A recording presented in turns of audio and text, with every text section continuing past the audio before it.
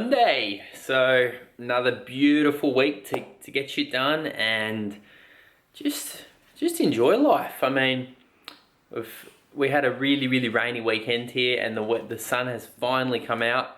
So it's just everyone's pumped to just be able to get out there. I'm pretty sure Alice and I all weekend we left the house twice. We got a coffee and then we went to the gym for that workout we did yesterday together. So I'll put the footage up either before this or now. So either way, got some footage of that training session. That was a good upper body session we did together.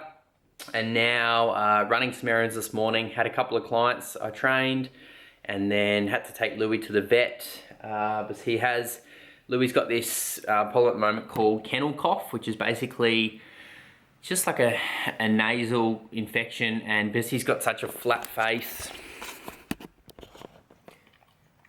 as you can see how flat his face is, I think French Bulldogs get it worse than most dogs just as they're breathing. So got him some drugs here. What did we get? Little syringe, whatever that is, and some cough syrup as well. So apparently it can last up to 2 to 3 weeks. And we're just cooking up some, I'm gonna try these today. They're protein pancakes by a local company called True Protein. And it's basically a French vanilla pancake mix. Look, the macros aren't great, I'm not gonna lie. If that focuses, focus, there we go. Protein 23, fat is 15, and carbs are 7. So I mean, if I was on a high fat diet, which I'm not, this would be perfect, but I'm assuming they'll taste good, and because I'm deep in the off season and I don't mind my fat's getting upwards of about 100 grams a day, I will give these a shot and let you guys know how they look. Yeah, everyone knows the first one's always rubbish. As this is the outcome, it actually looks reasonably presentable. I went and added in some lightly sweetened Chobani, and this is some maple syrup.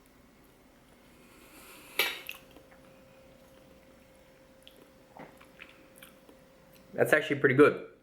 I'd probably say, compared to a normal pancake, it's about an 8 out of 10, which is pretty good, because considering when you make a lot of those protein pancakes, they often get a little bit dry, and especially if you use oats as the base, they can get a little bit bland as well. So it's better than the ones I've made in the past. Not quite as good as your normal pancakes, but considering it's got about close to 30 grams of protein, that's pretty good. Yeah, I like it.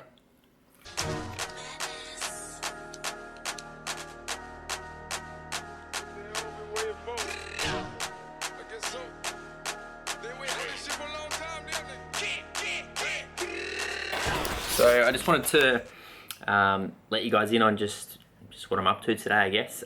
So at the moment I am writing a program for an existing client, well, an old client I should say, that has come back.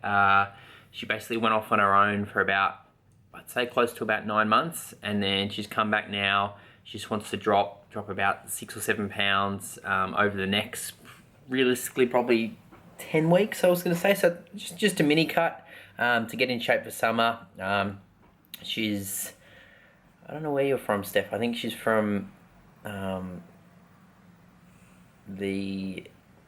somewhere around New York, I believe. Anyway, so shout out to Steph. I know you'll be watching this. So yeah, just basically writing up her program. It's going to be a 4-day split. An upper body workout, lower body, and a push and an arms day, and then a pull and an abs day. So I'm going to combine that with about 3 or 4 cardio sessions a week. Usually when I start with a client, no matter if they're an existing or, an old client coming back, or if they're a brand new client, I never try anything too drastic. Usually I want to get them stable, so just to see if what they're telling me is correct.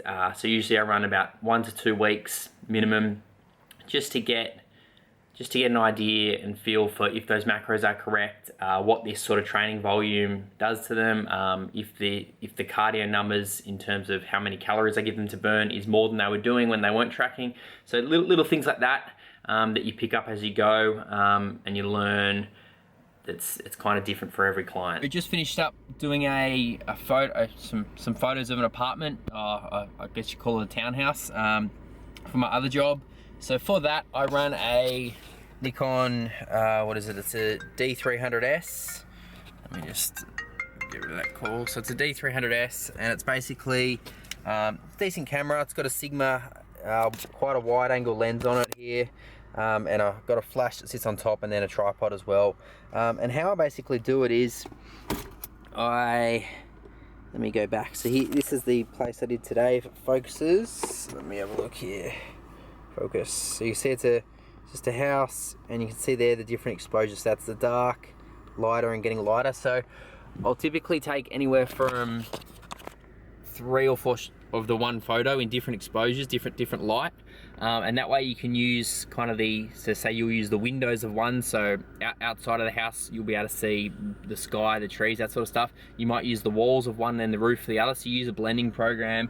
It basically blends them all, HDR images, blends them together, and then from there you get one image and you can just Photoshop it.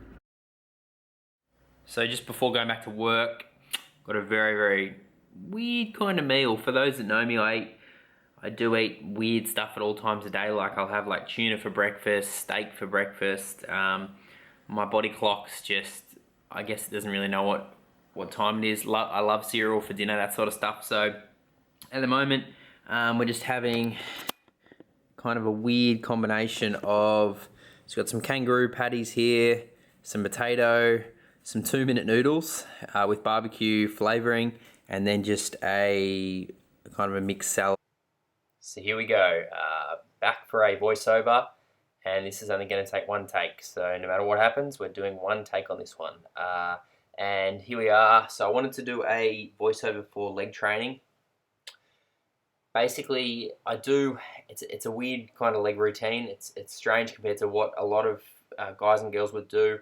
It's just the ordering of the exercises, the exercise selection, and just the way I structure it's a little bit different at the moment to your standard kind of squats and deadlifts and that sort of stuff for most natural bodybuilders and powerlifters, etc. So the reason I picked these, I think it's 5 or 6 exercises, is basically I'm working around a slight adductor strain I've got, and also I've found that these exercises, I not only enjoy them, but I'm getting good results, and they're keeping me, I guess, healthy and safe and happy as well. So I'm just warming up here with a little bit of foam rolling. You saw I did some leg swings. I opened up my hips with some hip flexor work, and then I did some squats, and I actually do a few planks before each workout as well.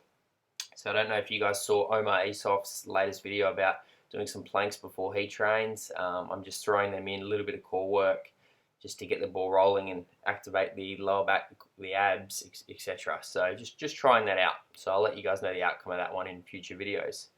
So we started with 4 sets of 12 leg press, working up to a heavy weight for all of the 4 sets. Here I am smashing out a long black coffee as I train. I love my coffee. So we did 4 sets of calves on that leg press machine, and then we went into leg extensions.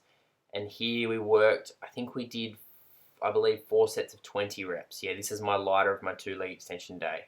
So on these, I'm basically legs are shoulder width apart, toes straight up. And that's another benefit to filming your workouts, guys. You can always see if you're doing something a little bit different. If one toe's pointing further out, you can kind of look back on the footage and make adjustments as you go. So after the leg extensions, the quads are on fire, and then we move into these. As I've said before, these are my savior at the moment. The only squatting I'm doing is these twice a week. I do a total of about 10 sets a week, and this day was 5 sets of 15. So I got a side angle just to see if I'm staying upright, and I am doing my best to stay upright. This is 30 kilos, so about 70 pounds, and yeah, again 5 sets here, so a good amount of volume. And I'm always trying to get a slight pause at the bottom, coming up, pushing through that midfoot and squeezing the glutes at the top. So pretty much rounding it out, we did some posterior, so we did some hamstring work. Again, we hit quite a few sets here. I believe it was 5 sets, and this was heavier. This was 10 reps. So these actually kicked my ass. And then after the hamstring curls, we went into the Life Fitness glute machine, which is it's a bit of a random machine. It's like a glute kickback, and you can really get a good contraction at the back here and working with some heavier loads as well. So we did those, and then we actually superset those with some really light, just 32 kilo stiff leg deadlifts or a slight Romanian deadlift, just to round out the workout. So I hope you guys enjoyed this, and I'll catch you in the next one. Peace out, guys.